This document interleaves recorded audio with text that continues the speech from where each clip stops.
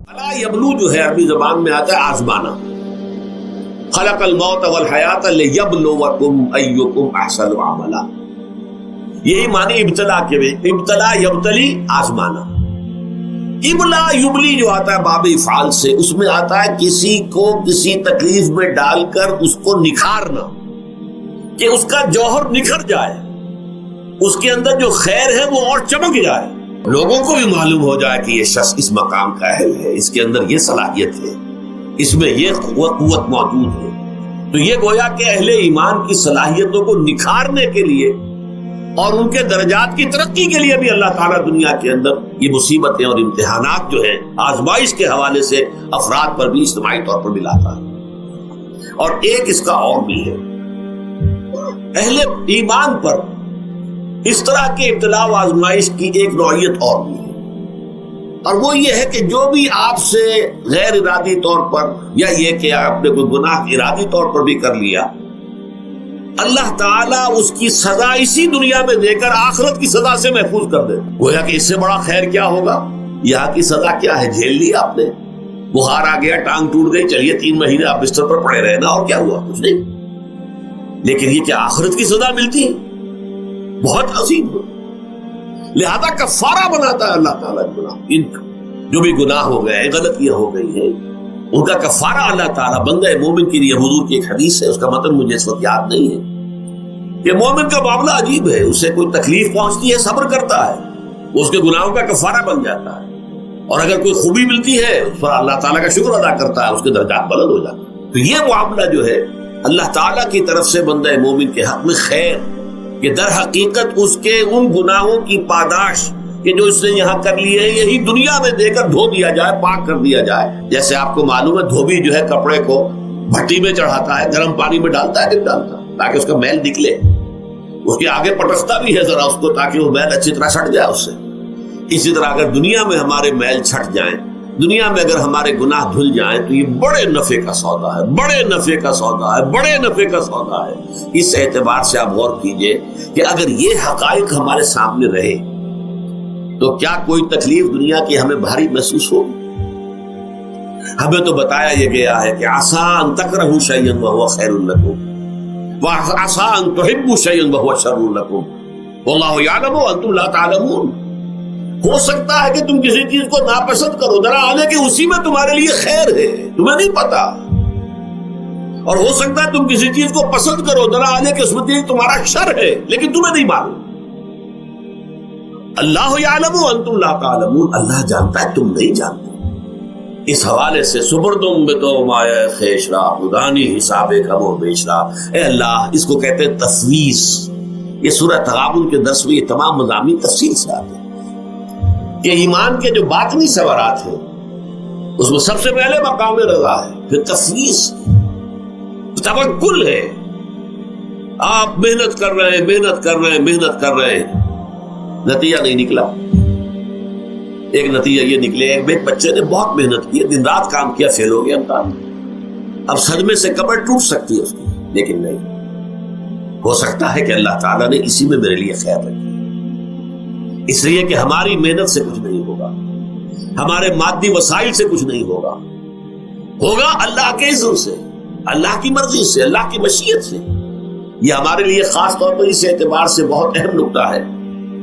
ہم سب راہ حق کے مسافر ہیں, اپنے اپنے بس پڑتے محنت کر رہے ہیں, وقت بھی صرف کر رہے ہیں, مال بھی صرف کر رہے ہیں, محنت کر رہے ہیں, مشقت کر رہے ہیں. لیکن فرض کیجئے جیسا کہ ہے فی الواقع, فرض کیا کیجئے, وہ تو واقع سامنے کی بات ہے, نتائج نکلتے نظر نہیں آ رہے, قدم نہیں بڑھ رہے, ہماری طرف لوگوں کا رجوع عام نہیں ہے. ٹھیک ہے, اس پر قطعاً بدل ہونے کی بات نہیں, یہ اللہ تعالیٰ کی مشیت میں ہوگا, جب وہ چاہے گا تب ہوگا.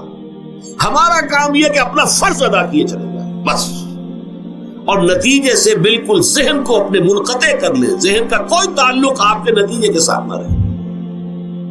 یہ جب تک کیفیت ہماری نہیں ہوگی, ہم اس راہ پر استقامت اور مدام اس پر محنت اور جد و جہد کرنا جو ہے وہ ہمارے لیے ممکن نہیں رہے. اس کے لیے میں اگر آپ کے سامنے رکھوں معاملہ کہ حضور صلی اللہ علیہ وسلم کے جو پہلے 10 برس ہیں, جب سے آپ کو آغاز ہوا ہے وحی کا,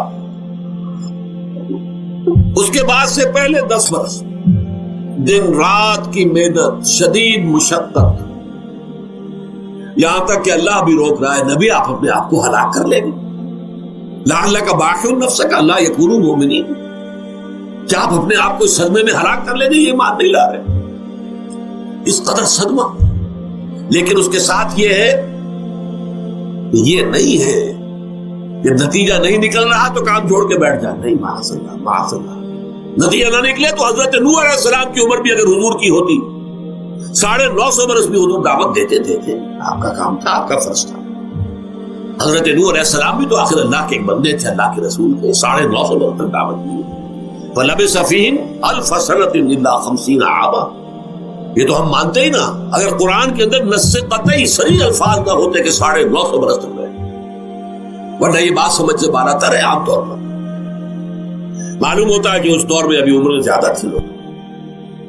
بہرحال جو میں نے عرض کیا تھا کہ دکھ جس سے انسان متاثر ہوتا ہے اس کی ایک قسم وہ ہے کہ جو ہمارے ارادہ اور اختیار سے باہر، اللہ کی مشیت سے، اللہ کے اذن سے، اللہ کی مرضی سے آتا ہے۔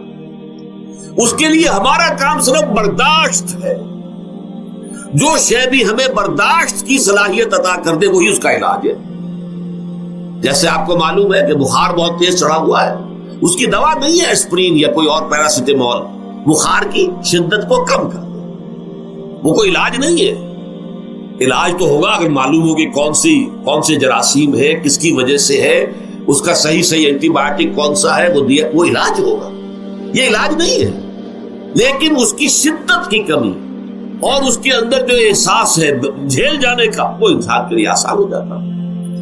یہی مضمون آیا ہے سورہ حدید میں بھی، ما اصاب من مصیبت فی الارض ولا فی انفسکم، یہاں کھول دیا اس مضمون کو۔ میں نے عرض کیا تھا نا کہ یہ آفت سماوی بڑے پیمانے پر بھی ہو سکتی ہے، زمین میں یعنی زلزلہ آ گیا، فلڈ آ گیا، طوفان آ گیا، ولا فی انفسکم، خاص تمہاری جان میں، تمہیں بخار ہو گیا، تمہیں ٹی بی لگ گئی، تمہیں کوئی اور بیماری آ گئی، تمہیں کینسر ہو گیا، معاذ اللہ معاذ اللہ، ہوتا ہے، آخر ہوتا ہے، دنیا میں انسانی زندگی کے ساتھ یہ ساری چیزیں لگی ہوئی ہیں۔ لیکن یہ چیزیں ما اصاب من مصیبت فی الارض ولا فی انفسکم، نہیں پڑتی تم پر کوئی پڑنے والی کوئی مصیبت، کوئی تکلیف، نہ پوری زمین میں بڑے پیمانے پر، نہ تمہاری جانوں میں انفرادی سطح پر، الا فی کتاب من قبل ان نبرأھا، مگر یہ کہ وہ تو ایک کتاب میں، کتاب اللہ کے علم کی کتاب، ام الکتاب، اس میں پہلے سے درج موجود ہے۔